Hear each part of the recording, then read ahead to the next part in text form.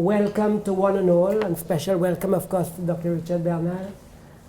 There is good reason for us to take great pleasure in welcoming you all here. It is not by chance that the young lady who introduced me a while ago should be leaving here. What is more important is that she came here. I am absolutely pleased at the number of people who have been attracted first to the bookstore and then to a different Booklist Cultural Center. We are now coming off our storytelling festival. We have had several visitors from Alberta. This center is referred to as the People's Residence, and that is not by chance. It is our intention as members of the board, as members of the executive, that this be a hub for all types of activities, whether it be Black history, culture, the arts, education, science, for every and anything. This is your home. This is the People's Residence. If you look around you here, you would see several exhibitions. The Zanane Akande Gallery is just to the front there, and it features the history of Bathurst Street. As I said, we have discussions here on entrepreneurship, we have networking sessions, we have workshop and podcasting services. And I'm particularly proud, purely by chance, to come here today to find the Colin Rickards collection, which has been donated to us by his widow. And of course, we're extremely grateful and honored to have that collection. Colin was a great member of our community, and we were sad to lose him very suddenly some years ago. The People's Residence is also an incubator for youth and for placement opportunities. The board members are many. Some of them are here today. I want to draw to your attention. Loris is here, Loris Thomas. Of course, Miguel San Vicente. Angela Pear is on her way. There was a problem with traffic. Stanley Julian is also on his way. I am also a board member. The board is chaired by Judith Brooks. Judith Brooks. And we have several other board members. As I say, Stanley is probably on his way. Our patrons are Zanina Akande and Doctors Edith Lorimer and Michael Lorimer. And now, there is a special reason why I am glad to welcome Dr. Richard Bernal. He did not recognize me a while ago when I walked up to him, but I have good reason to recognize him. For many moons, I was a career diplomat. As a diplomat for a Caribbean country, I was extremely happy and proud that we should have top quality technocrats looking after the interests of the Caribbean region. And I stood to say that because at the time, as a Caribbean diplomat, I represented Trinidad and Tobago.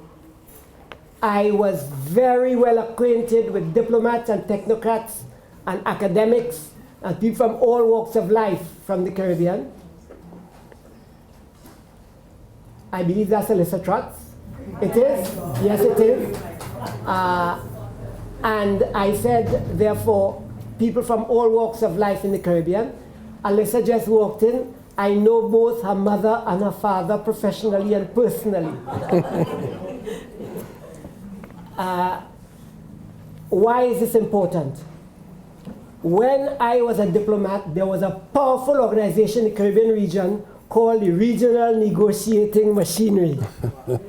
And Dr. Bernal smiles because that was so powerful and so important that they ran all the trade negotiations on behalf of the Caribbean region. I'm extremely proud. Take a bow on behalf of your team and your colleagues. Among his colleagues was Henry, a person, I don't know how to describe Henry. Henry is a bright man. Henry is a talented man. Henry is a hard-working man. And Henry is an extremely competent man. So can you imagine the comfort I felt and the pride I felt as a technocrat and a diplomat to feel the commercial business of the people of the Caribbean in the hands of Henry Gill and Richard Bernal.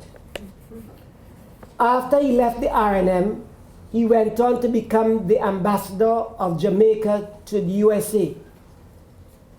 I'm sure he must be relieved that he's no longer holding that position, because he would have had to keep company, which he might not so much have appreciated. Being a man who has both intelligence and sanity, he would have experienced some discomfort in having to function in the circumstances that we regrettably know. But I said nothing. We welcome you, sir, therefore, to the People's Residence. We are glad to have you. We are proud of what you have done for us in the past, what you're doing now. We are particularly celebrating the book that you have just written on China and the Caribbean, aptly called The Something Dragon? Dragon in the Caribbean. The Dragon in the Caribbean. Now, I like the title Dragon in the Caribbean because we have a book by our second most famous author. It's called The Dragon Can't Dance. Earl Lovelace. Earl Lovelace.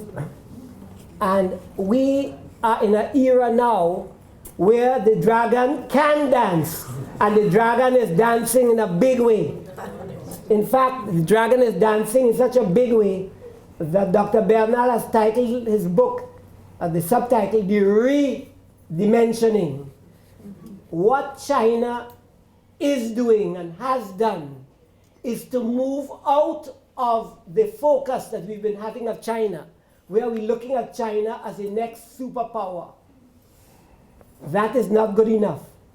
They have found a way to take those massive financial resources they have, which normally would have limited value in a world which is continuously going into recessions in and out, where their own economy is going sometimes into a bit of hyperinflation, where they're having structural issues.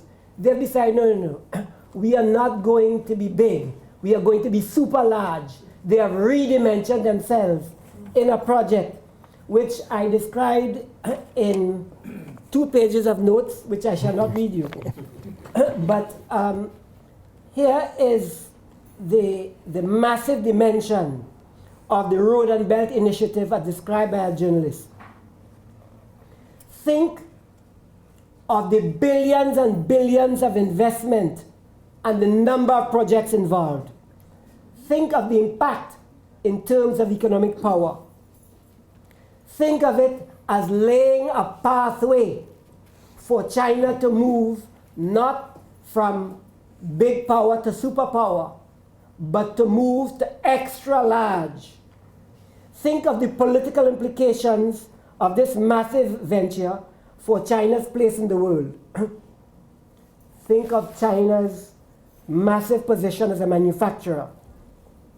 Think of China positioning itself as a science giant. Remember, landing something on the other side of the moon which no one else had done. Think of the ITC capacity in Hawaii. Think of the thing which has the Americans and the Australians in nightmares. The security implications of the fact that China is moving ahead as the major producer and controller of the world's ITC systems, the G5 technology. This dragon, not just dancing, this dragon is dancing on all our heads. Richard, I believe I have said enough. You now have the floor. Welcome. Thank you.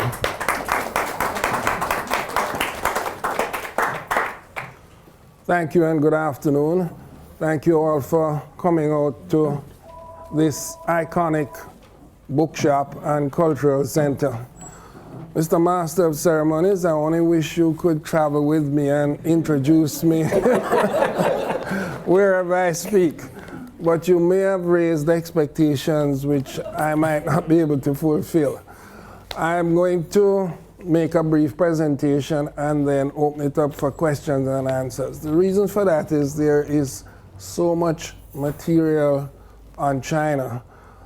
Subsequent to the publication of this book, I have enough material to do another book. And every day, China is so all important across all aspects of what's going on in the world and in the Caribbean. Every day, I have manuscripts which I have to update because something new happens each time. So let me begin by saying the book was born out of my concern for the fact that all the literature I read about China was China in Latin America and the Caribbean. Either the Caribbean was not mentioned at all, or where it was mentioned, it was subsumed in generalizations about Latin America and China, which are entirely different for the Caribbean.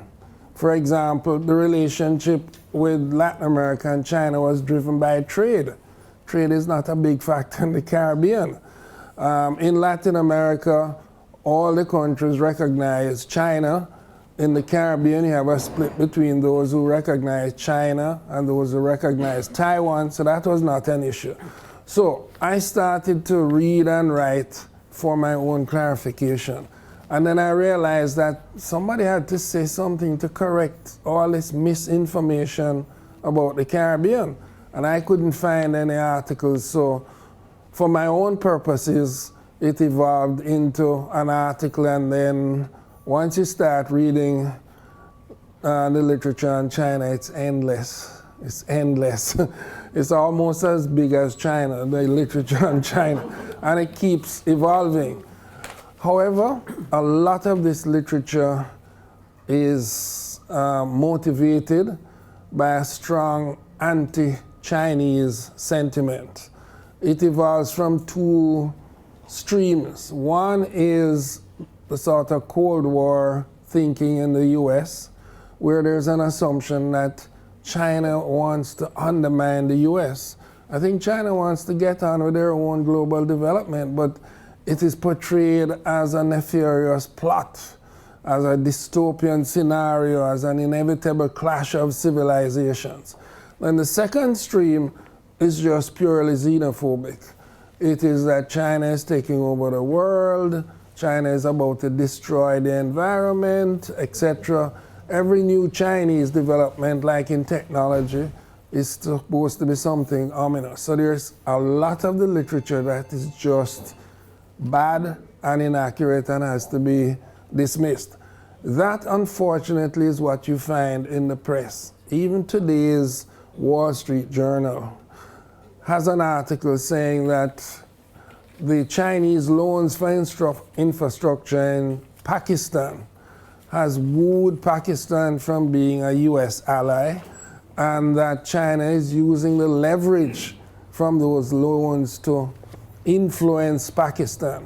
Pakistan is a poor developing country, desperately needs infrastructure, and China has resources to lend. They're trying to develop. Their desire for development can sometimes lead them to overreach, but that is not a plot from China. It is that many countries overreach in their anxiety to develop, and ironically, after the first oil crisis in the early 1970s, all those petrodollars were recycled by transnational commercial banks from the West. And you had a debt crisis because what? Developing countries borrowed too much. But the way it is portrayed here is that this is a plot by China. So there's a lot of misinformation, and that's what led me to write the book. The book consists of 4 chapters and an epilogue. First chapter looks at China's global redimensioning. And that is a multidisciplinary, multidimensional review of its economic rise, its technological rise, its influence in security, etc. And there are 6 points there that I would direct your attention to. One is that China has experienced unprecedented economic growth in economic history and recorded economic history over the last 30 to 40 years. It has been averaging double-digit growth. As a result, it has created a huge middle class and lifted hundreds of millions of people out of poverty. This, of course, is not welcomed by everybody because this is a model which has no precedent. It is neither a purely socialist model nor a purely capitalist model. It's a unique model. Of course, it means that it's not a model that can be emulated elsewhere. But this unprecedented growth for years, if you read the popular press, they have been predicting the collapse, the demise, and the decline of growth. Growth has declined, but it is still 8%. Most countries in the world will be happy even to have 4, much less 8. So unprecedented growth has really given China a new status in the world. Indeed, history will record that for most of recorded history, China was the largest economy in the world. And in many respects, much of the technology which the West had, the Chinese had it long before. They went into a period of decline, what they call a century of shame, when they withdrew from the world. But now, as they developed their economic strength, it coincided with their going out, going more global, and that has increased their economic presence, not only in China and Asia, but globally. Second thing I would mention is that all of this is occurring at a time when there's the relative decline of the United States as a hegemonic power. After the Second World War, the U.S. dominated the world economy in every way, quantitatively and qualitatively. And after the end of the Cold War, when the Soviet Union imploded, the U.S. was a single superpower. It was an unprecedented moment of influence for a single country in history. However, naturally, as other countries caught up, developed, grew, there's a relative decline of the US, but it is still the most powerful country, particularly in security issues. But in economic terms, there has been a complacency in which a lot of other countries have caught up. And indeed, one of the things you have to note is that part of China's catching up is not just the size of the Chinese economy and its share of the global economy. It is that China is no longer a country just of manufacturing cheap labor goods at very economic prices. It's a highly sophisticated technological country. It did something unprecedented, but it's not the only thing. When they put somebody on the other side of the moon, they put a machine. You see it now in technology, 5G, etc. There are concerns about this. So China is moving not just quantitatively, but technologically. China is getting ahead. This is all happening at a time when the US itself is not investing as much as it did in science and technology. Third thing I would point out is that we're moving from a unipolar moment in the 90s when the Soviet Union collapsed, and now we get into a bipolar situation in which nothing happens in the world unless China and the US sign off. Whether it is at the UN, it is negotiating climate change, whatever the issue, you have to contend with both China and the United States. That is not something that people in the United States are accustomed to or welcome. And there are many people who don't see it as an issue of finding the basis for peaceful coexistence. A fourth issue is the US response. Under Bush and Obama, the approach was to engage China, bring China into the multilateral institutions, engage China as what was called a responsible global citizen, carrying their share of the world's problems and funding, and this would be the basis for a peaceful coexistence. Well, with the advent of the Trump administration, that has changed to a much more combative approach. The approach is very much, it's a zero-sum game. Only one party can win, when in fact, peaceful coexistence is where you have the possibility of everybody winning. But as you see with this imposition of tariffs on Chinese goods, etc., the US is taking a much more combative approach to this. This is reflected in the fact that you have had a slowdown in the global economy, reflecting the uncertainty about the outcome of this trade dispute. Ironically, the US and China are highly interdependent. China holds about 40% of US Treasury paper. That means they are funding a lot of the US budget deficit. So there's an interdependence. China is a main export market for the US and vice versa. There's a great deal of investment in the US from China and growing. Indeed, China is now the second largest source of foreign direct investment in the world and perhaps the largest source of development assistance. Final thing is that China's rise is not just a bipolar dimension with the US. There are other players. For example, in Asia, the center of gravity of the world economy has shifted to Asia, but Asia is a highly contentious region. The Japanese are worried about increasing Chinese influence, particularly in the South China Sea. Korea is preoccupied with what North Korea is doing and the extent to which China can exercise a salutary effect on them.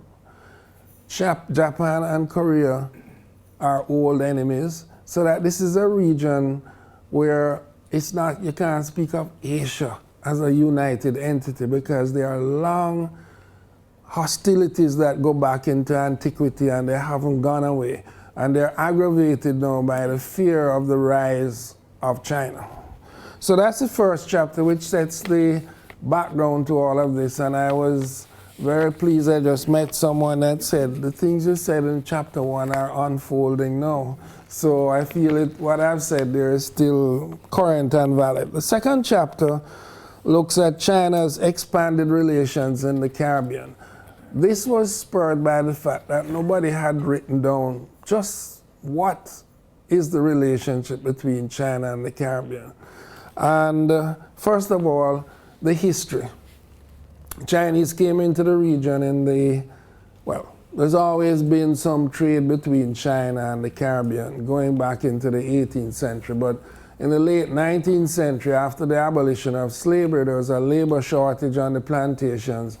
And the solution the plantation owners came up with was to bring in people from China and from India. So some Chinese came into the region at that time. So there's a long relationship. It's uneven in the countries that had plantations, Jamaica, Trinidad, Guyana. You have more of a Chinese presence, so people are accustomed to seeing Chinese. Whereas in some of the other islands, when people see a Chinese person, they say that's a foreigner. So it's been uneven, but there's a long history with China. 1974 was a significant development because up to then, the seat on the Security Council for China was held by Taiwan. There's this fiction that the true and real democratic government of China was in a small island of Taiwan off the coast of China.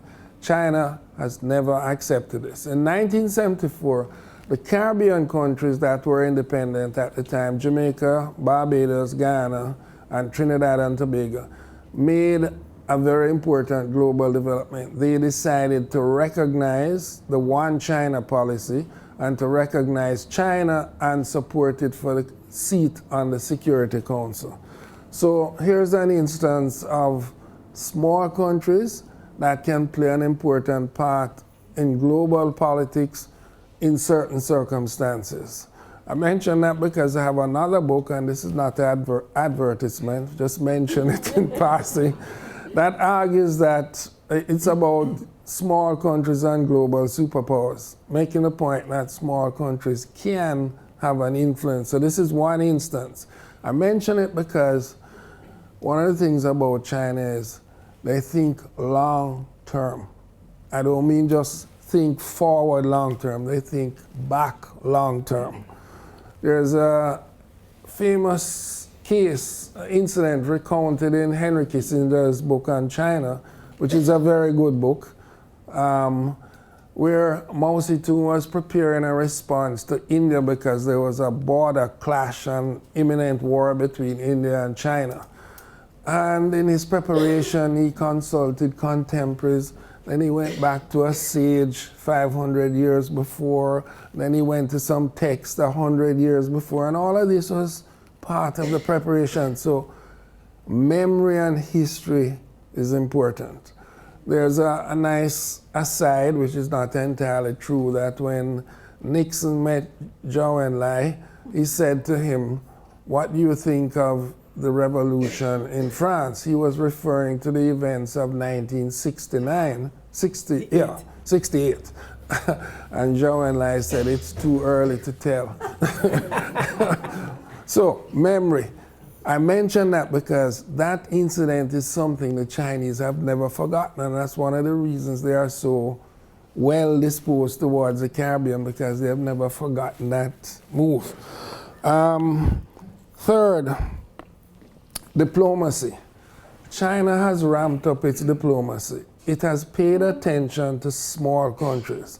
When the Prime Minister of a small country with maybe less than 200,000 people goes to China and gets the red carpet treatment and meets the president of China, that is a signal honor which is difficult to get from the US. When the US meets with Caribbean heads of state, it's usually as a group. And that meeting, I speak from experience, could be quite short. You could have 15 leaders meeting with the president for an hour. That would work out to about 3 minutes per prime minister. But point is that the US has not paid as much attention to the Caribbean as some Caribbean leaders would want. At the same time, the vice president and the president of China has visited the region and so on. So the diplomacy has shifted. And some leaders have expressed it that the US takes the Caribbean for granted. And maybe it is that the Caribbean is too democratic and not poor enough. If you're not a crisis, maybe you don't get on the agenda because of all the global things the US is looking at. Okay, an important development is that as China went global, they learned from the capitalist countries. They learned that development assistance is an important support for companies that are trading and investing globally. And let us be frank, all countries that give aid, yes, they give some for humanitarian, but they give aid to support their firms and to win friends and influence governments. China is no different, it's a global power. So, their financial outreach has expanded, particularly to developing countries. For the Caribbean, this came at a very important time. Why? Caribbean, because of high per capita incomes, are listed as middle-income developing countries. They have been graduated from the most concessionary aid facilities. Also, they are finding it difficult to borrow and to get foreign investment except in tourism. At that time, especially after the global financial crisis of 2008, Chinese development loans became available. When a government has an election coming and they want to build a new hospital, China finances that and a Chinese company builds it. You have developed great goodwill, which is not likely to be forgotten. So China came along at the right time. In terms of trade is not a big issue. The markets are small. We're buying more and more Chinese goods, but here's the story. We missed all the export opportunities to the huge expanding Chinese market. We're not exporting anything there. Similarly, we're not taking up the tourist options. China is going to be the largest source of tourism, of tourists in 2020. None of them are coming to the Caribbean. It's an opportunity we are missing. Foreign direct investment beginning to happen. And I mentioned in particular that a Chinese company bought a closed bauxite plant in Jamaica, and they have put it back into operation. And now that plant, according to Bloomberg, is responsible for half of the economic growth in Jamaica. So the investment is beginning to happen. And finally, construction. Many infrastructure projects in the Caribbean are financed by Chinese firms. Why? The Exim Bank of China is willing to finance their firms. The money comes with comparable interest rates to Western money, but with less conditionality. Chinese are not worried about your state of democracy or your environment or what your position is on certain human rights issues. They're in business, they're lending money. So many infrastructure projects have been financed, and major infrastructure projects, Chinese firms are competitive. There's an issue there which we'll come to, but they're competitive. So they come with financing, they're the most competitive, they get the job done, it's working for them and for the Caribbean. Okay, chapter 3. What are the factors that explain the expansion of China in the Caribbean? And I divide them into two sections. The first section is, what are the Chinese motives? Why should China, a global power, the largest landmass, the biggest population, why should they be interested in small states like the Caribbean? Of what importance? Well, first, the dispute between Taiwan and China over diplomatic representation is an insult of historic importance to the Chinese, and they will never yield on it. Their position is Taiwan is a breakaway province of the People's Republic of China, and they're not relinquishing that issue. But as long as one state recognizes Taiwan, it is recognized as a sovereign government. The US has backed that position, different from the Chinese. It's been a source of contention. So Taiwan, at one stage, had about 25 or 30 countries that recognized it, but it's been declining because countries have been shifting to China. I mean, what is the fiction that Taiwan is the government of China? In addition, it's much more beneficial to recognize the People's Republic of China. I'm saying that some of the switch is motivated by possible gain. Yes, 3 countries in Central America just switched, and to the displeasure of the US. So this ongoing dispute, and what has happened is the Caribbean is split. Some countries recognize China, some recognize Taiwan. Taiwan provides a lot of aid to those countries. And you have had some countries that have switched back and forth. And there are countries who tried to have both and were rebuffed. The People's Republic says there's a one China policy. You can't be married to Taiwan and married to China at the same time. So the region is split on that, but that is a driving force for, and not only in the Caribbean. Similarly, in the Pacific and globally, China has been whittling down the number of countries that recognize Taiwan. Second motive is, as a global power, global powers think of the world as a vast chessboard. They have to be everywhere, because if the Chinese are upping the ante in the South China Sea, or maybe the US ups the ante in Africa, I see the whole thing as one interconnected playing field. And so the Chinese, as a global power, have to be everywhere. So does the US. So China and the US are everywhere, and they're in the Caribbean. They have embassies in most of the countries. They have representation. They have been providing the Confucius Institutes, which is a means of spreading Chinese culture, teaching Mandarin, etc. across the region.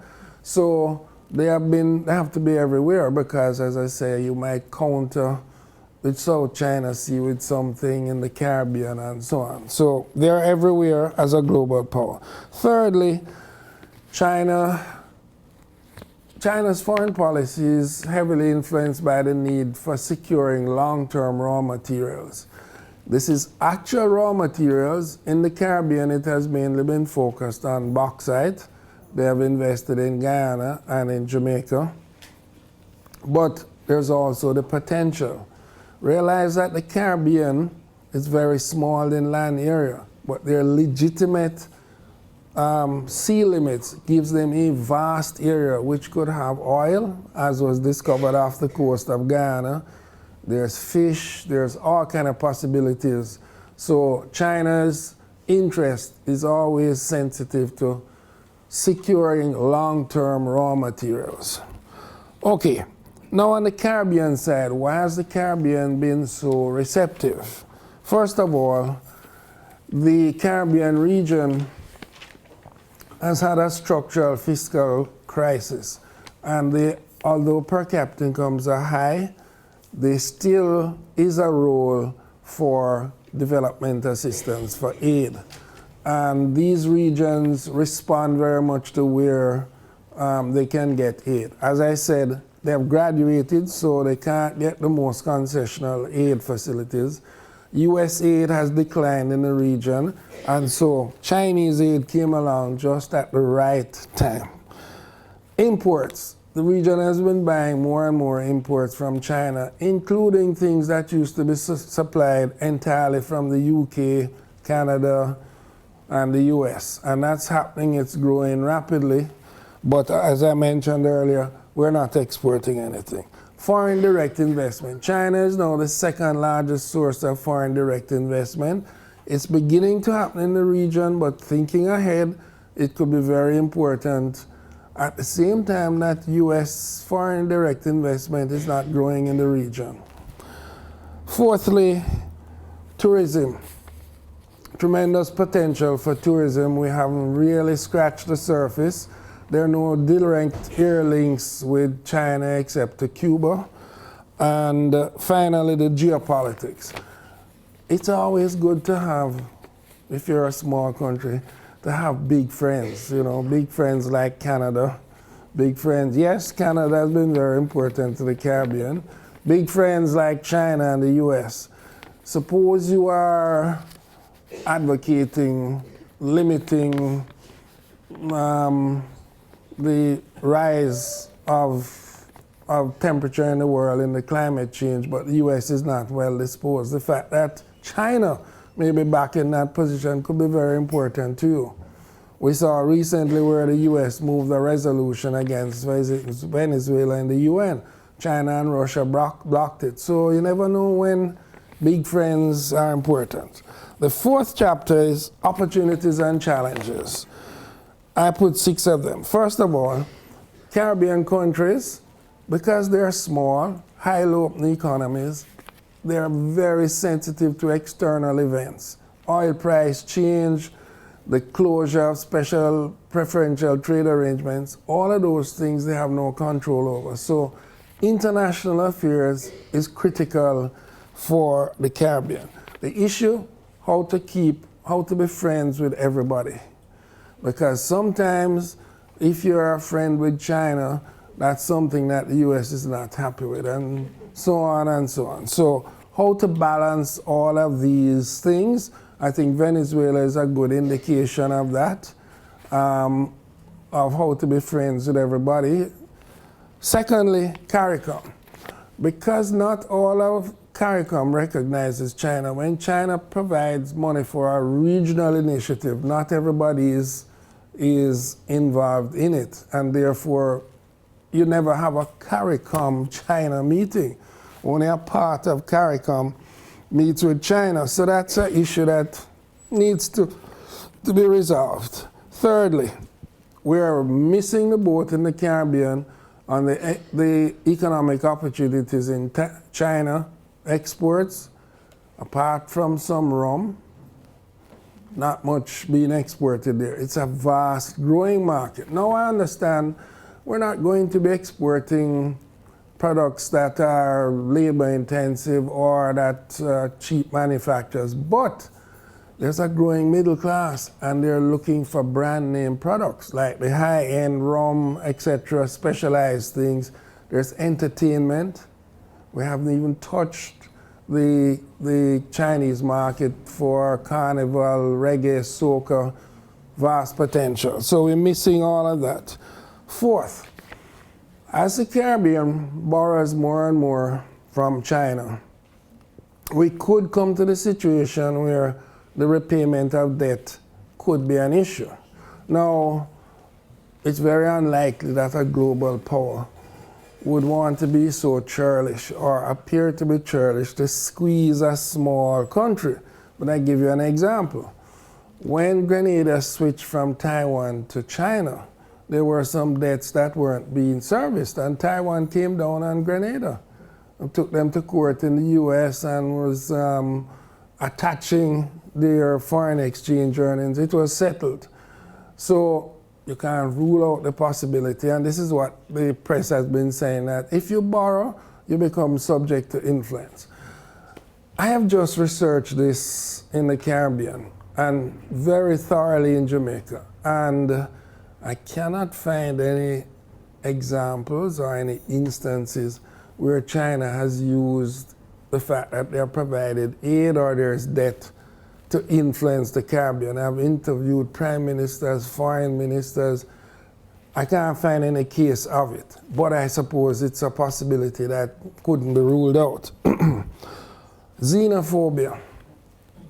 As the Chinese have spread over the world, including in Canada, there is a pushback.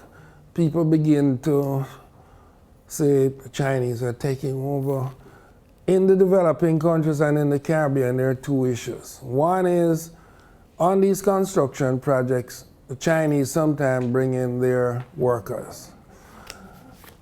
They have learned, and they're using mainly local workers. But if you see any Chinese workers, that's enough for people to say, Chinese workers have come.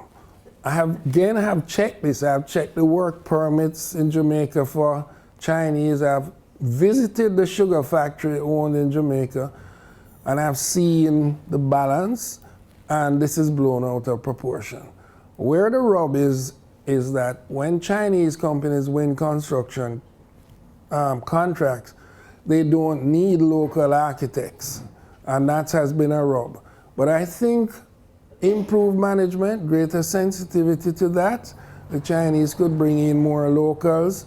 I think it's an issue that's manageable, but it's blown out of proportion. The second one is, and this is hard to find factual empirical evidence, a number of countries are experiencing Chinese businesses opening up. Sometimes construction workers get to stay after the project is finished and they open businesses, but they really have been proliferating in the Caribbean. There's no hard data, but there's a perception. And the issue is that locals feel that Chinese have an advantage because they have connections in China, they know how to import, they work with each other, and somehow they're seen as unfair competition for locals. That's a global issue, and it's an issue in the Caribbean. But sometimes it's blown entirely out of proportion.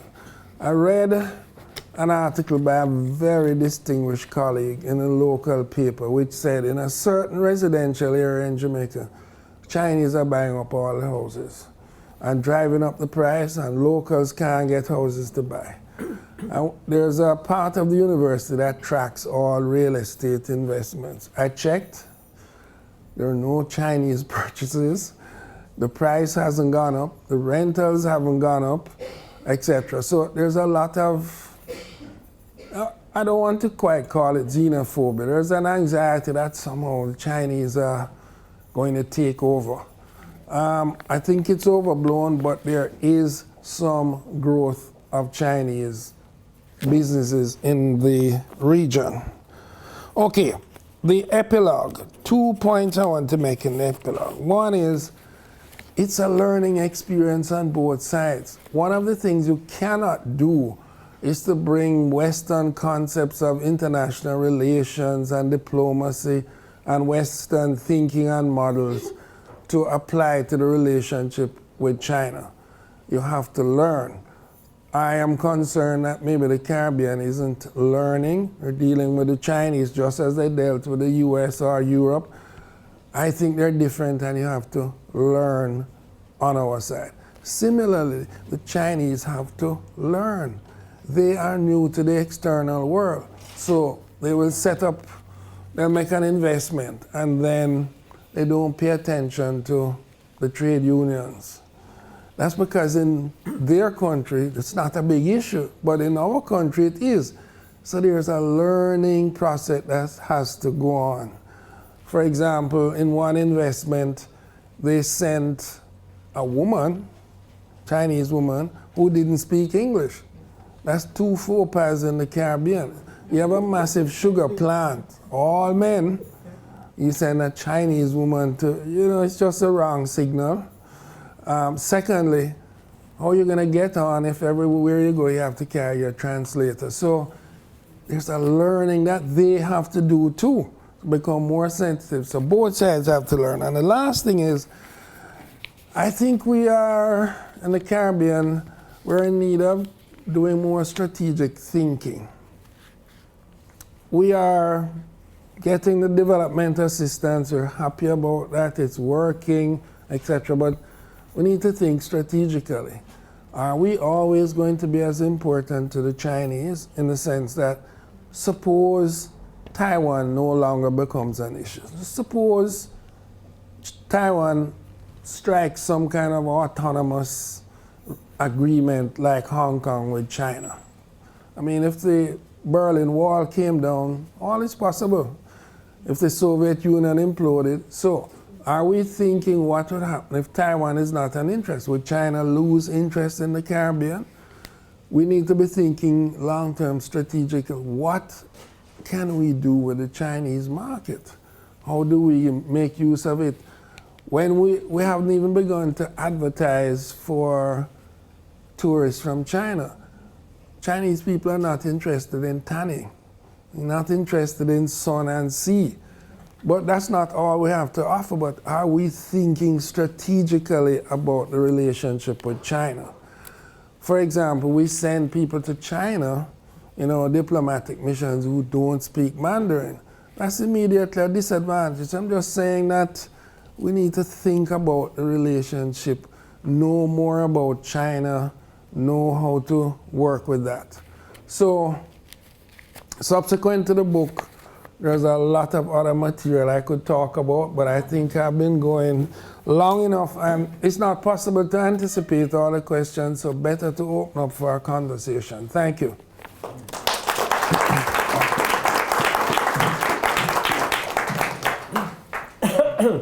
Thank you very much, Dr. Bernal. Very interesting, very provoking ideas. But before we go any further, I think we need to give you a demonstration of the quality and type of audience that we provide here at the Different Booklist Cultural Center. I think Dr. Lorimer came. Is she there? Is she there? Yes? Yes, okay. Just one moment, please. It's very important for us. Well, this is a two-way learning experience. I expect to learn too, Look at me, please.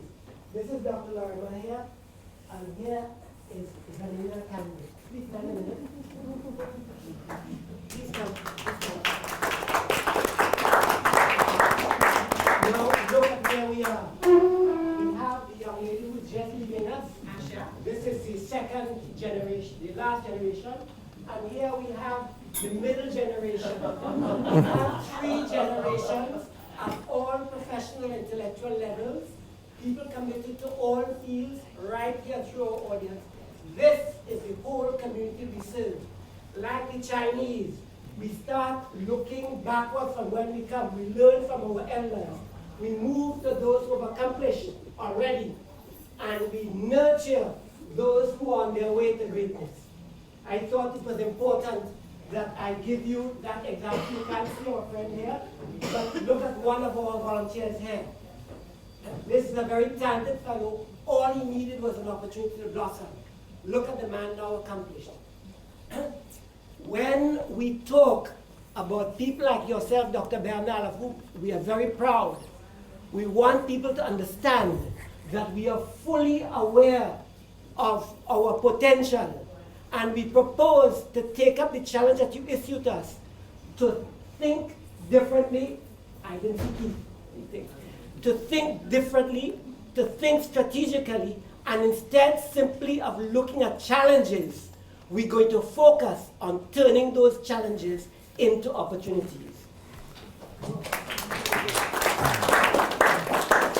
Let me say that the reputation of the bookstore and center preceded your remarks. And although I'm very familiar with the book, out of respect for what I anticipated, I spent my morning going through the book again to make sure I had my notes. So I wasn't taking any chances to underestimate the audience. Okay, thank you very much. Now, I don't think I should give any brief bridging comments. I think we should go right into the discussion, interaction with our audience. Are there persons who wish to make questions or comments? Yes? The relationship, as far as my research has indicated, between China and Taiwan started with Sun Yat-sen and Chiang Kai-shek. Now, what has happened after that with China is that China has grown exponentially, and especially in terms of its population. China cannot afford to keep its population in China. They need places in order to export the people and their influence. Yes, I think the United States and the West in general has negated their responsibilities and opportunities towards the Caribbean region.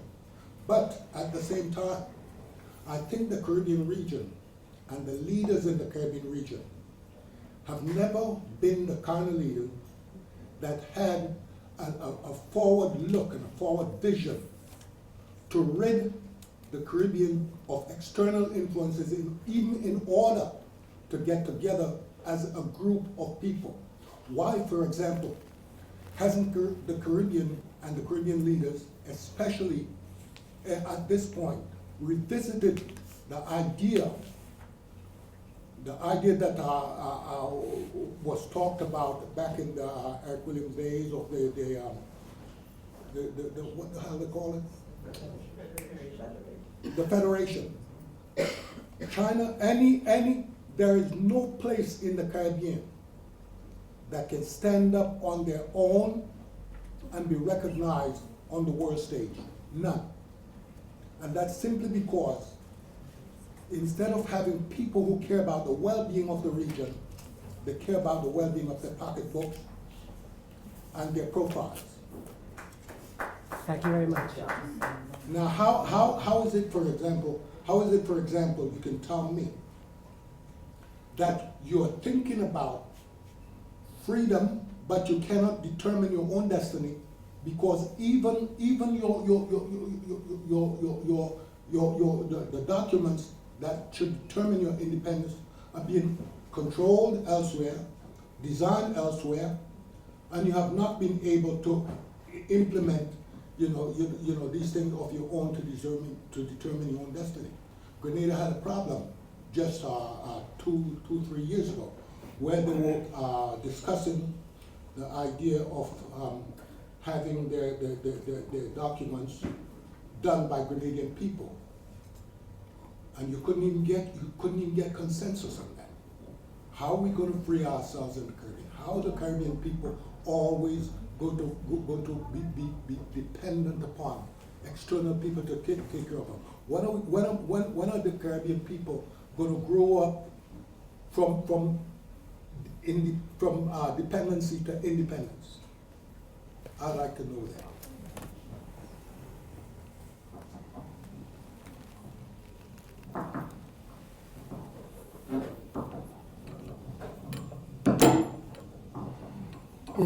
That is a multiple warhead question. It would take the rest of the day to fully answer that. But I would make one comment, which is because the countries are so small, it is essential that they act together. And unfortunately, a lot of times we have not been able to agree. I cite a recent example. Well, we just spoke about the split on China. But again, in the case of Venezuela, there are some countries that we have a CARICOM position which says we want no interference, we let the Venezuelans settle peacefully, we stand by to help. But within that, there is a wide variety. So it is essential for small countries to act together. And when we do, we have been able to have an impact. I'll just give you a couple of examples. In the World Trade Organization, we were the countries that introduced the notion that there should be special sensitivity to the very smallest countries. We're able to do that because we stuck together and we got other small countries. We were instrumental in the climate change discussions in getting a special category identified as SIDS, small island developing states, which are very sensitive. So when we work together, we can have an influence. But unfortunately, we don't always function together. I think that's the gravamen of your question, which is how do you gain greater self-determination? Because we're small, we have to work together. Thank you. Yes, the person at the back, please, next to the camera. Yes? Yes. I don't think that is so necessary to work together because take for instance Singapore, and I do believe Singapore landmass is a small island, and I think Lee Kuan Yew, the president, had gone down to Jamaica and spoke to Prime Minister Manley then. So I think if they would sit and learn from each other, I think it's possible because look at the situation of Singapore today. Okay. Yep, point well taken. Yes. Yes, is that Keith? Yes. Yes, Keith, please. I think that even the big countries need to work together. Fortunately, two of the biggest countries, China and Russia, seem to be working together now. And it's helping us a great deal in the Caribbean. Because right now, we're all bothered by the situation with Venezuela. We know that the old imperialist countries want to revert to things like the Monroe Doctrine and the doctrine of George Canning, early 19th century, and want to reimpose that now. And fortunately, both Russia and China are seeing eye to eye on the matter, because to show that they're putting that aside, dismissing that kind of thing, Russia sent some 100 military personnel to Venezuela last week. And while the US is complaining about that and threatening, making threats to Russia about that, China yesterday sent 120 military personnel to Venezuela, underlining the unity of outlook of the two big countries. They seem, and we've heard, for example, Putin speak of the friendship between Russia and China. We know that, for example, when Putin introduced hypersonic weaponry in March last year, he mentioned that these weapons are not only for Russia, but they're also for the allies of Russia, like China, you mentioned, right? So that unity is very important, even at that and that unity between China and Russia is really helping us in the Caribbean and will help us in the Caribbean and Latin America to do our long-term planning that you talked about so wisely. Thank you. I'm not sure these require a response. I mean, Yes, Keith, your point is well taken. I'm going to recognize Alyssa, but did I see Zilpha put her hand up? Akua. No, she didn't. Sorry, Akua. I'm sorry. Just on with Alyssa. Yes. Well, I just came back from Trinidad. And one of the changes that I saw, this is not on the economic or the political level, but cultural, was that one of the big steel bands was being sponsored by a Chinese firm or government, right? And I thought, oh, this is a great step. They're getting integrated into the culture. Now, what for me is missing is people's everyday knowledge about the contribution and history of the Chinese who were there hundreds of years ago, never mind now. And I don't know what the curriculum in schools are like at this point, maybe others know, but I don't see in Trinidad, maybe in Jamaica it happens, but I don't see on a cultural level, on a political level, maybe to some extent, but on a cultural level, I do not see the integration of Chinese in school curriculums historically, never mind present day, right? So the Chinese are always seen as the outsiders, taking over Charlotte Street in the little stores, now moving into the steel band area. So there is, there is this discourse, if you will, about the Chinese as outsiders, as invaders, as coming into the country and taking over. And I wonder to what extent in your study, if you've seen any change or any shift or any opening anywhere, maybe if not in Trinidad, maybe it's happening in Jamaica. I know they were building hospitals or something in Dominica. If you see on a cultural level that there's some bridging, if you will, culturally between the Chinese and people in the Caribbean.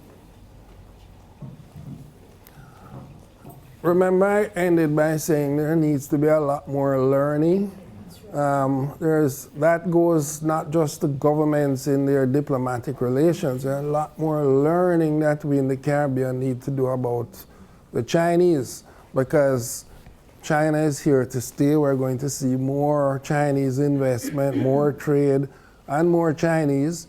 So we really need to, it has not gotten into the school curriculum, but I will say, recall how long it took for us to get Africa into the school curriculum. So hopefully it won't take as long this time, but I don't think it has permeated the curriculum. But what is happening is that in many countries you have a channel which is, you see Chinese films, you see Chinese news, and the same way that you see programs from Nigeria and from India. So there is some seeping of awareness about China, but it's not formally in the curriculum. That's what I meant by we all need to do more learning about China. Yes, and there's some more good news. I was very pleased in 2006, 2007, 2008 to find that one of my classmates had pushed his friends, and it was actually two of them. Two of my classmates have pushed their friends and families to develop, one, a Chinese steel band in Trinidad and Tobago, two, an annual display of Chinese artifacts, and three, to mass educate and involve the people of Trinidad and Tobago in boat dragon racing. So your point is well taken. We need to do exactly what we did for Portuguese, Arabic, and another language. We need to introduce them into the university to start with.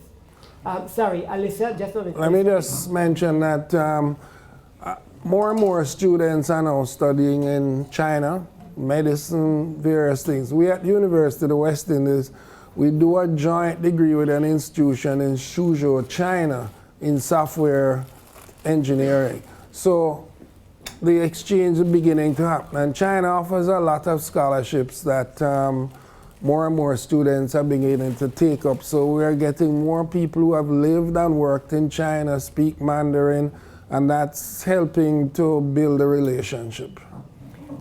Which reminds me, I apologize, I forgot something very important. At the closing of this function, I would like you, Richard, to please show us again the constructive things we do in the Caribbean by explaining to us the nature of your current responsibilities as Pro-Vice Chancellor for Global Affairs. Sorry, Alicia, you now have the floor. I apologize. Yes, no, thank you. That was very informative, and I'm glad that Keith spoke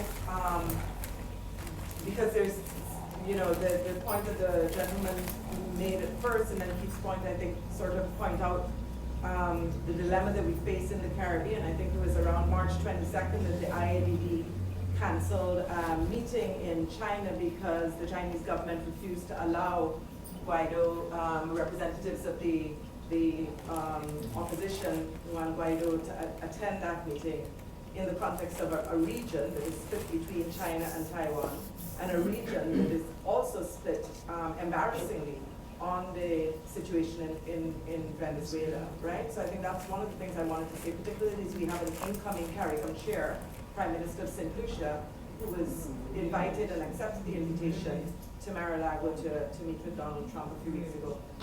I guess I wanted to perhaps nuance the conversation slightly by being a bit of a devil's advocate. Having recognized the position of China and Russia, I'm actually more interested in the Caribbean as a zone of peace, that is, and a zone of sovereignty, that is neither beholden to the United States nor to Russia or China.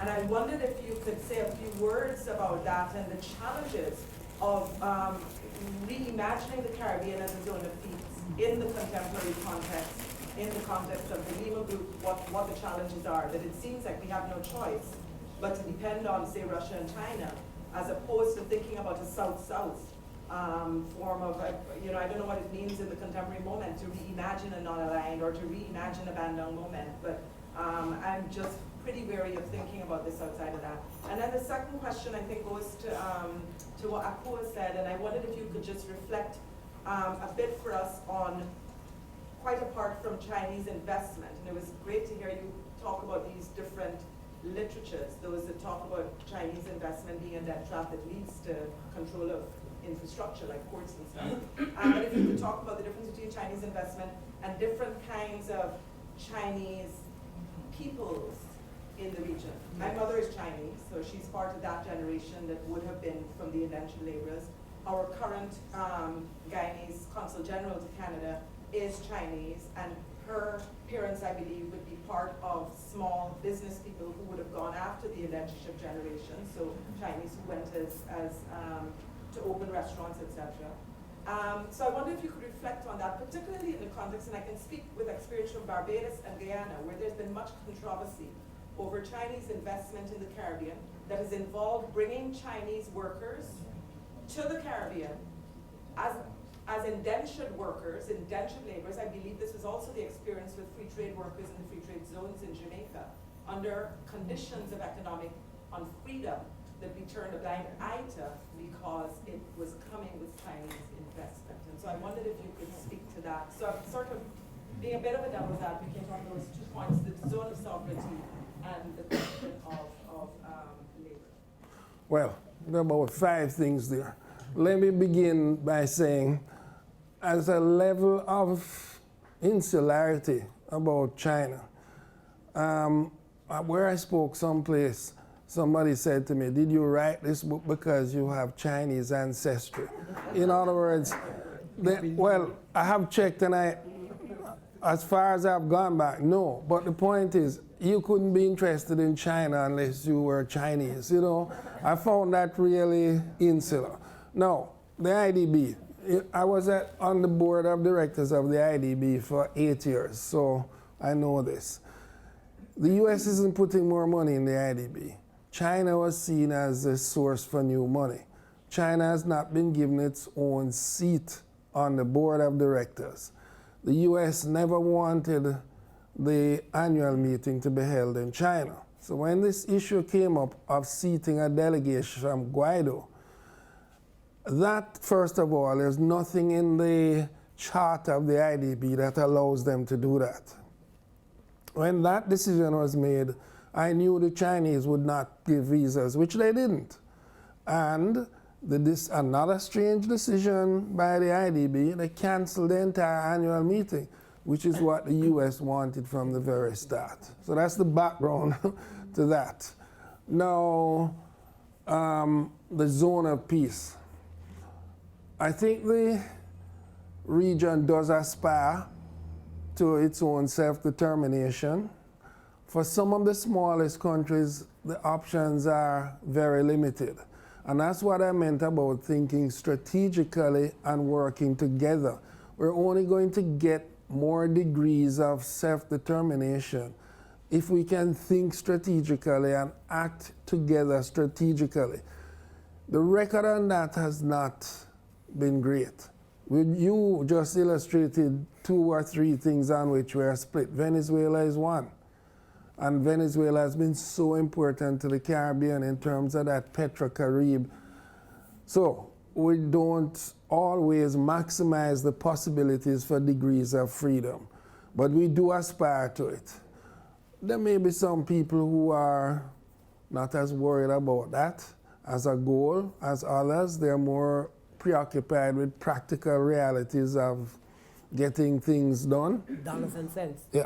So, Chinese workers in the region, I dealt with that earlier and I think it's blown out of proportion. I will say this, I checked into this in great detail in Jamaica. Sometimes there are things that Jamaican workers will not do and Chinese workers. There was a question of something to do with tunneling and the Jamaicans wouldn't go into the tunneling and I had to bring Chinese workers. So sometimes then there was a road that the French were building in Jamaica, a French company. They went bankrupt, they left it. Part of the problem was how to deal with the landslides when you cut through the hills. China had an expert that goes all over the world and does nothing else but fix hillsides. So when the problem came up in Jamaica, they said, just give us a visa for this guy for a week, we'll bring him, and he did, and he fixed it. So sometimes it's not every single job that Caribbean people can do or will do. Another thing to notice is, if you're driving around on a Sunday in Jamaica, you will see Chinese workers. You won't see any Jamaican workers. So if you're passing on a Sunday, you say, my God, all they do is bring in Chinese. No, they're not getting the Jamaicans to work on Sunday, but the project has to go on. I went into this in great detail. Another example, they're doing a over road thing, and the pouring has to be continuous. If that takes 2 days, it's continuous. Well, at a certain time, the Jamaican workers went home. But the pouring has to go on.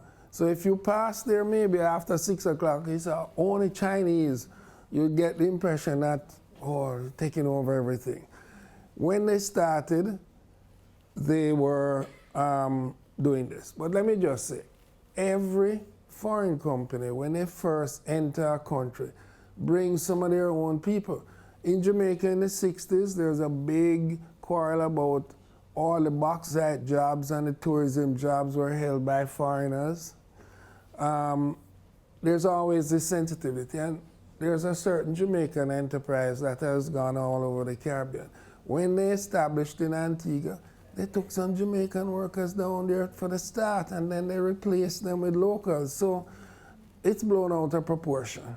You know, if you see, all it takes for some people is to see one Chinese person and they will blow that into somehow they're taking over the country. Did I miss? Oh, enterprises. You we tend to think of China as all big state enterprises. Not so. There are enterprises that are state enterprises across China. There are enterprises that are provisional, state, city, private. So when you see investments in the Caribbean, it can be a state enterprise, can be a large private Chinese firm, can be a small Chinese firm, a family opening a restaurant, etc. So you have a variety of types of investment that are going on in the region, but the ones that people focus on is the big ones. And there's this tendency to feel, because they're state enterprises, that their motives are not just profit and investment, but there must be a strategy behind this. Why did that firm invest in sugar in Jamaica? Might have absolutely nothing to do with state policy. The firm that bought into bauxite we have to get rid of this notion in the Caribbean that these big countries are sitting there and they have people who are working on the Caribbean. For example, how do I do this politely? There's a country of less than 50,000 people who, when I was negotiating the economic partnership agreement with Europe, said to me, the Europeans want to exploit us. I had to say, with the greatest respect, the Europeans have 500, 600 million people.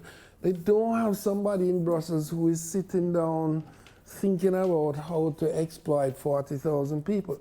But we have this idea that, somebody in Beijing is sitting in an office and saying, yes, invest in sugar in Jamaica, we're going to take over sugar in Jamaica, invest in bauxite in Ghana. It's much more varied than that in the real world, but we tend to have these conceptual stereotypes that we impose on reality without seeing, to use your word, the nuanced aspect of it. I think I've covered most, but if I have omitted anything, please remind me. I have a slight difference of view there with Richard.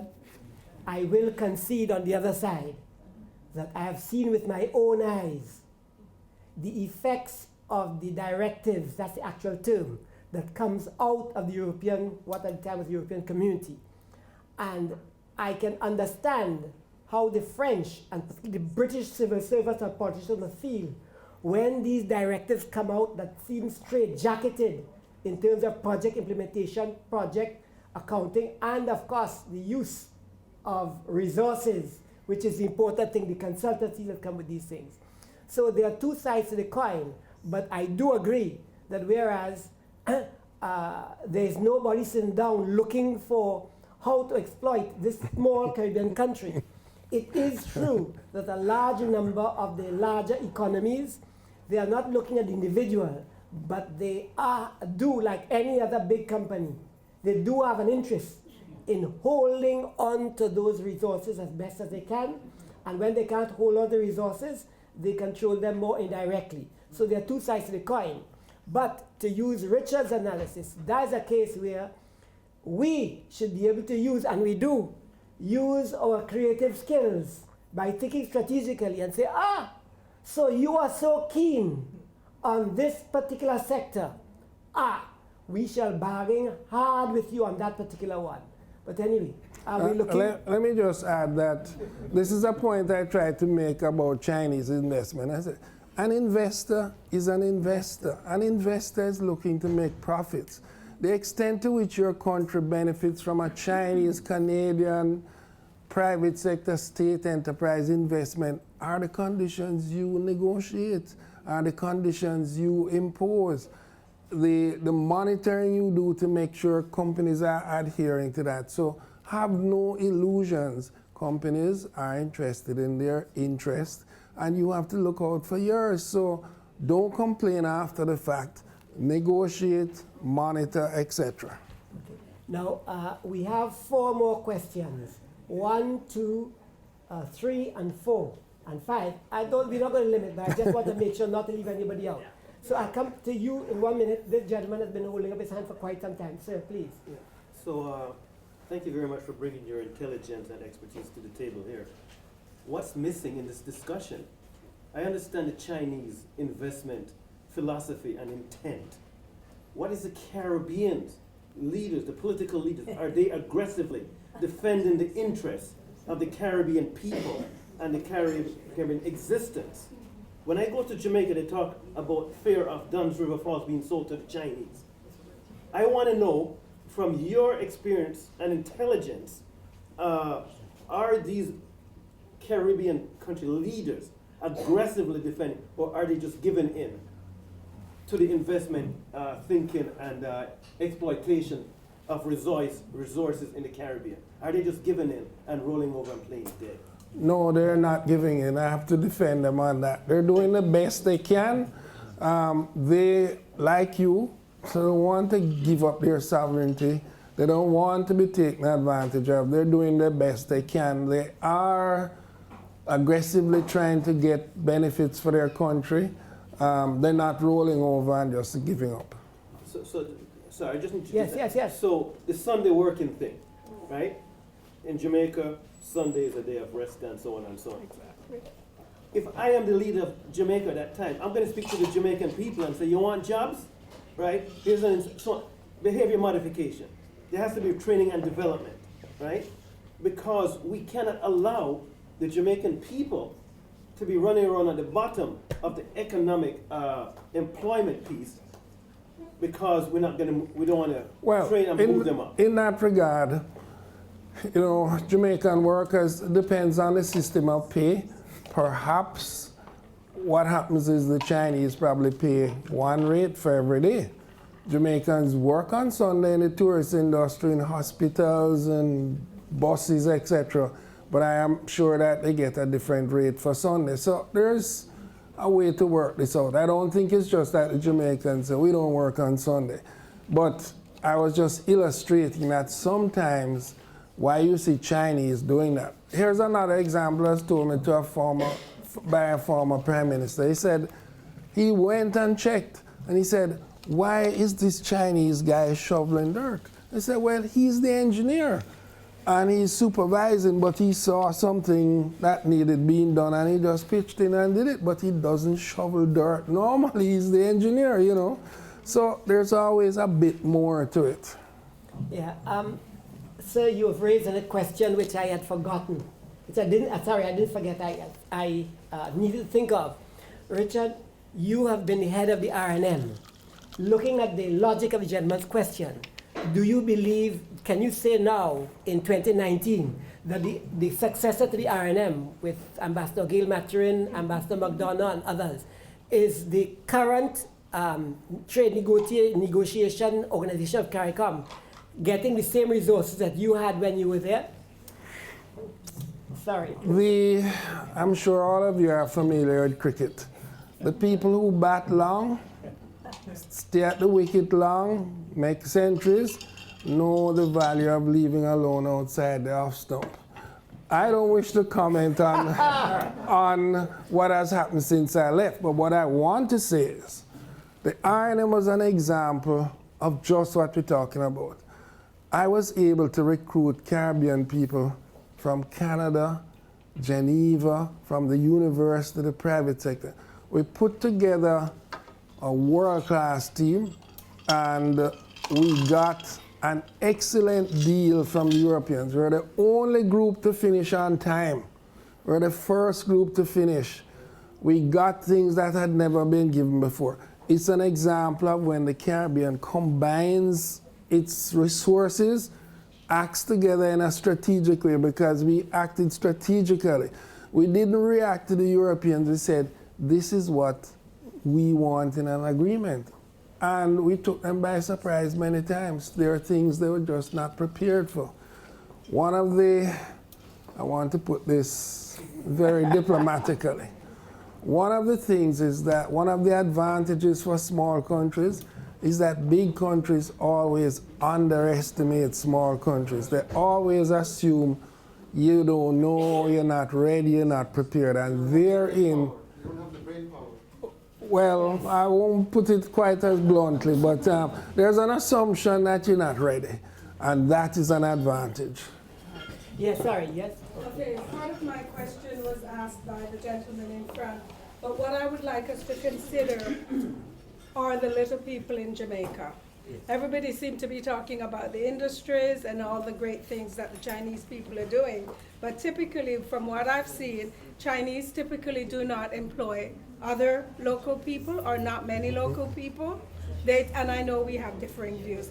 They tend to hire themselves. And so what I saw in Jamaica less than 2 weeks ago was that a lot of the local people seem to be suffering.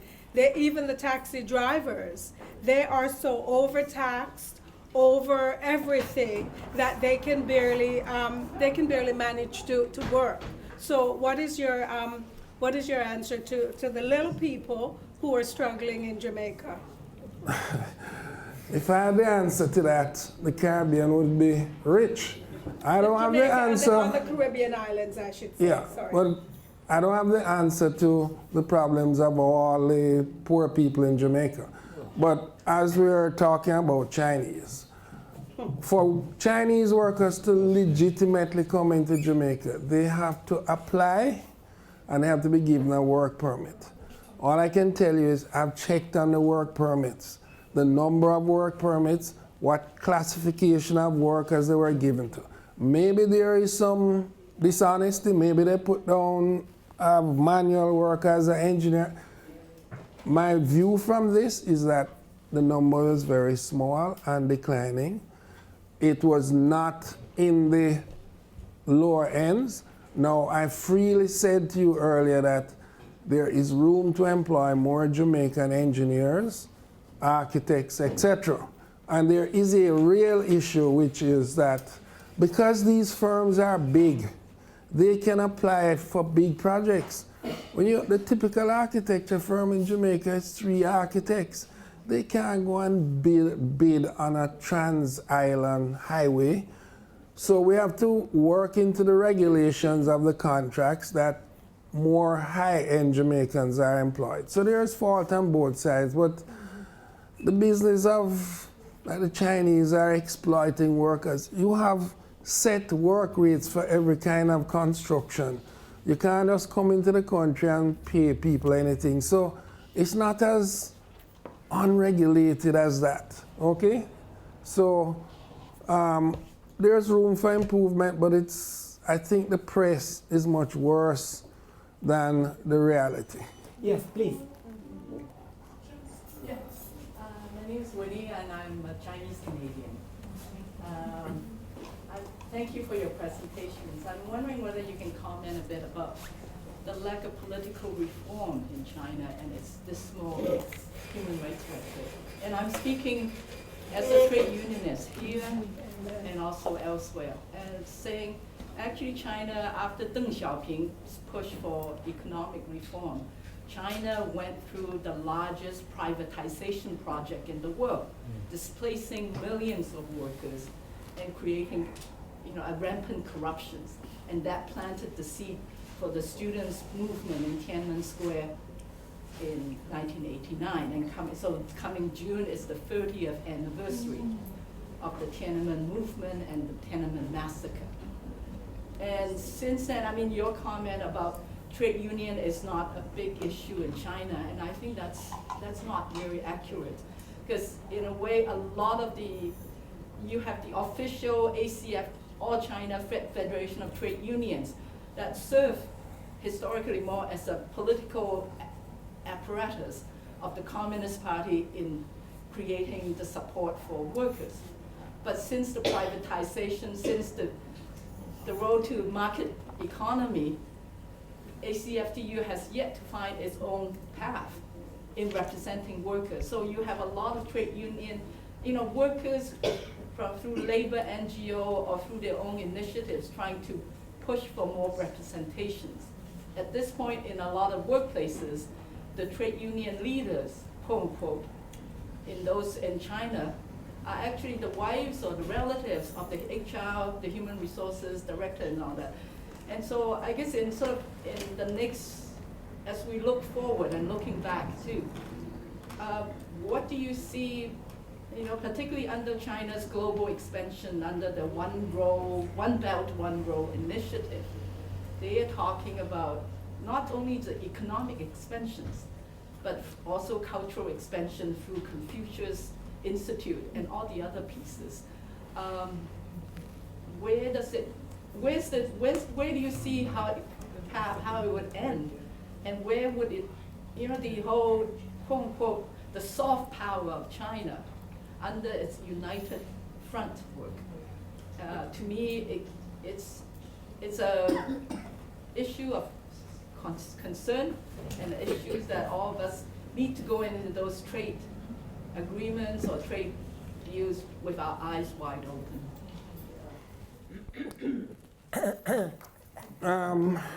China is not without its problems, political, economic, environmental, a range of issues, but China is rapidly changing.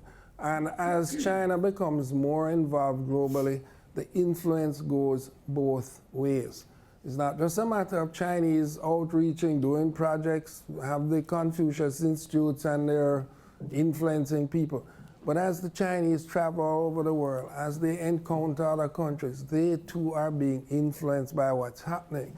And a lot of liberalization has taken place in China.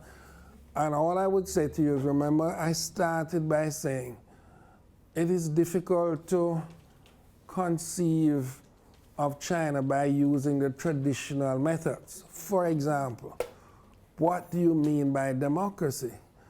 Places like Cuba and China argue that they have democracy of their own brand.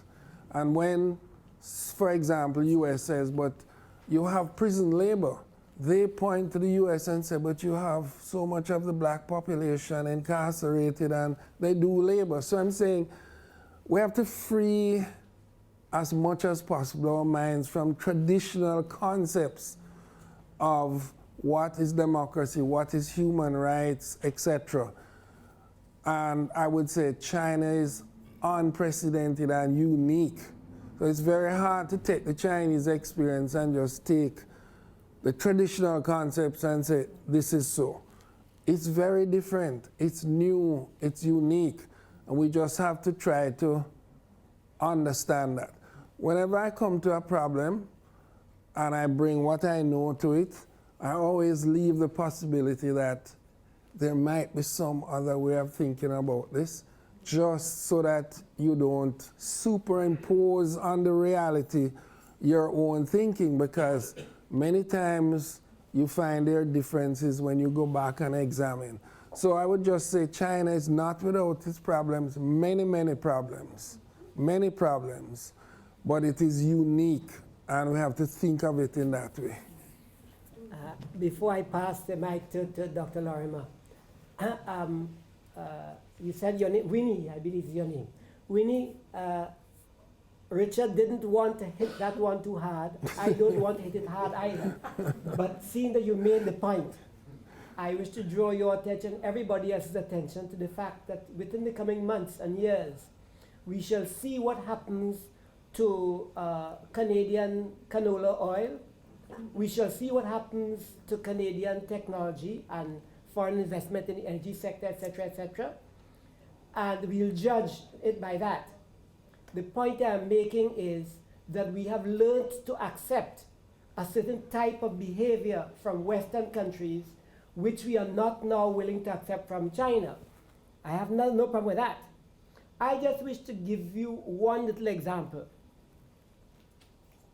About 10 years after I first met Richard, I was part of a large CARICOM delegation to a country that will remain nameless. And there was one politician heading the delegation. There were two ambassadors from the Caribbean, and I was Consul General here. I was not an ambassador. So I looked around. When we got to this country, we were in the hotel there, and we checked in and put our luggage in the rooms and came down to get something to eat. When we got something to eat, we sat down there relaxing, and we saw there were people, it's a small hotel in a small country. there were people looking at us, and eventually they came across us. And they told us, who are you? One of you all is Chinese, one is East Indian, one is of black descent, of African descent, etc. Where you come from, what you here for? So we told them what we came here for. And they told us, we didn't know that you were coming. We can't understand how we didn't know you were coming. We are with the CIA, and we know everything that's going on in this country. How did you manage not only to plan to get here, but to be already here? We didn't know you were here. And they were very nice and very friendly. So we are applying to the Chinese, things which we take for granted with others. I believe Alyssa hit the nail on the head. We are going to do what Richard says. We're going to look at all opportunities as objectively as we can and get the maximum benefit out of them. But we bear in mind that not only are we going to negotiate hard, but we do not wish to be under the fist of anyone. We are going to use our skills to negotiate between the various offers that we're getting from various continents, and we'll choose the best option that we deem appropriate. But your point is well taken. Yes, Dr. Lorimer, sorry to keep you waiting. Thank you for your presentation. It was Speak up. I learned a lot from it, and I hope we've gotten some advice as far as our negotiating with the various people, and at this time the Chinese. But we do have young Chinese speaking, like the young lady in the middle there who speaks Chinese and has had to, at a huge expense in Canada, ensure that her child goes to a Chinese-speaking daycare at age 2 to ensure that 10 years from now or 20 years from now we'll have Caribbean people who can negotiate without a translator. One of the things I think that we must do, though, is I know it's very common to say this is a Phiwi island and a Phiwi culture, but we should learn from the Chinese that if they can work on Sunday, we can get up pray early or pray late and also work on Sunday. And then perhaps negotiate that on any project a certain proportion must be local people. Thank you. Otherwise we can't start. Yes. I work on Sundays, and I always tell other people that the Lord is good. He gives me a dispensation. Some people also say every day is the Lord's day. Yes, Keith? Yeah, I just like to say that Africa have had more experience with China than we have. I listened to a long interview with the head of Namibia, and many of the problems or the difficulties that you were mentioning, for example, in Namibia they had those things, but the thing about the Chinese is that you can talk to them. They're ready to talk about all these difficulties. And we should be not afraid to bring up issues with the Chinese that are troubling us. And these people that were qualifying now that you just mentioned as people who can talk with the Chinese. Dialogue is very important, and the Chinese are prepared for that. They're not like some countries that say, no dialogue, no dialogue. And with regard to looking after poor people, for example, in Mozambique, flooding, terrible flooding, killing about 600 people. And difficulties put in the lives of everybody, poor people. The Chinese were there within days rebuilding a bridge that was essential to the livelihood of the people. That's the kind of thing that the Chinese do so well. And everybody benefits from these things. Strategically, yes. Pardon? Strategically, everybody benefits. Right. Another thing is that the Chinese look for openings.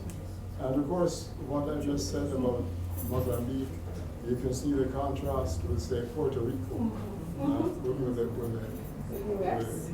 hurricane. But the Chinese also look for, I'm very interested in literature, for example. I noticed that in North America, studies like comparative literature, where you look at the literature of one country and the other country. So the Americans have withdrawn from that. Like some of the journals that used to be dedicated to that kind of thing, they're not existing anymore. The Chinese see an opening there, and they've come to the University of Beijing, the Normal University of Beijing, 3 years ago.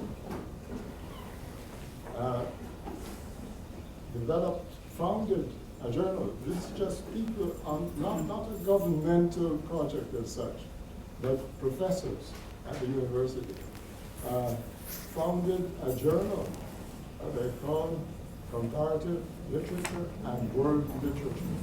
And the journal is really taken off because it's filled a gap. And the Chinese are doing a service in the humanities that we appreciate very much. Let me say, first of all, remember I said learning, both sides need to learn. Secondly, when we're negotiating, we have to negotiate as well as we can, whether the investor is private, foreign, Chinese, US, European, Brazilian. We have to, and we also have to monitor those investments. So in dealing with the Chinese, know that they have their self-interest like anybody else. Last thing I would say is, I think some of the Western European countries and the US have forgotten about the value of foreign aid, of development assistance. The Chinese are paying a lot of attention to it, and they're generating a lot of goodwill. And I keep saying to my friends in the US, you complain about why is China building this road? You didn't apply to build the road. Not a single company applied for the job. You didn't provide any financing. So don't complain now that the Chinese have won the contract. So, foreign aid is important, and it needs to be built in with less conditionality. Sometimes the conditionality is very intrusive in the internal affairs of our country. The Chinese are about business. They say, want to build a road? You can borrow the money and you can pay it back, and we can build it, let's do it. I don't mind what your policy is on X, Y, that's your business. So I think that foreign aid has to be rebuilt into the Western interaction with developing countries. I believe that we need to be practical. We need to, of course, thank Dr. Bernal for his contribution. We need to give him 1 minute to tell us about the constructive approach that the University of West Indies has taken by appointing people like himself to play a particular role inside the university after a long and distinguished professional career. That will be followed by the signing and the opportunity for socializing. I believe a table is being set up where you can sign books for those persons who wish to have their purchased books signed. So I'll invite you now to let us know what you do currently. Okay. The mandate of the University of the West Indies is to provide higher education as a public good to the Caribbean people. But of course, Caribbean people are globally dispersed. So our mission cannot be confined to servicing the people physically in the Caribbean. So to service the Caribbean people, we must of necessity be global. Diaspora. Now, in order to go global, they created my post, and I took up the post as the first person, and this is what we're doing globally. We are spreading our connections globally. We are now linked with State University of New York. which has 500,000 students, mainly minority students. It's a research center for governance and sustainable development. Gives us a voice in influencing US policy, but it also allows cross-fertilization. In China, we're doing a degree in software engineering in Suzhou, 2 years in the Caribbean, 2 years in China. The 4th year is a work experience. Thank you. We are in Africa. We're in South Africa. We are in Nigeria. We're about to be in Kenya. In Nigeria, we're offering a joint degree between UW and University of Lagos in what we call Global African Studies. We are about to sign agreements in Colombia and Mexico. We are working on a European Caribbean Institute in Brussels.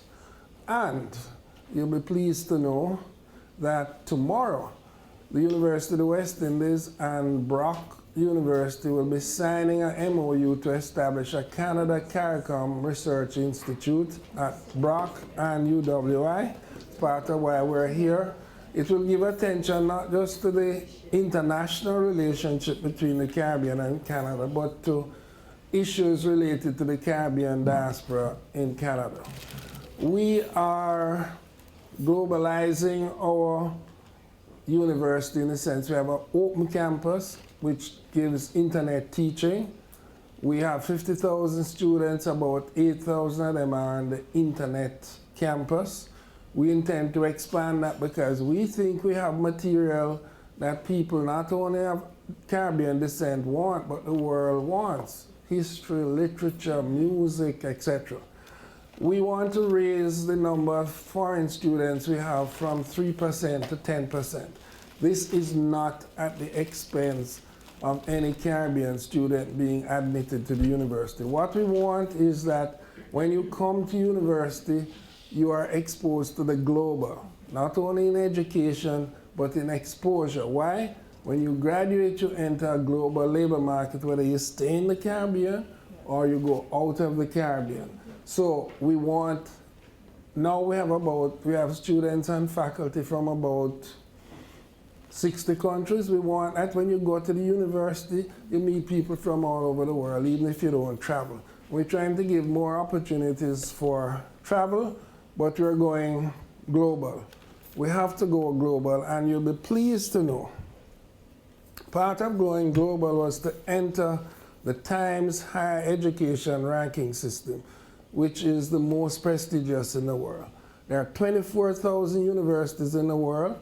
Only 1,200 make it into the Times Higher Education Learning System. We are #1 in the Caribbean. We're in the top 3 in Latin America, 3% in Latin America, and we're in the top 5% of universities in the world. So we have gone global. Let me close by saying that this has been a refreshing learning experience for me. Thank you.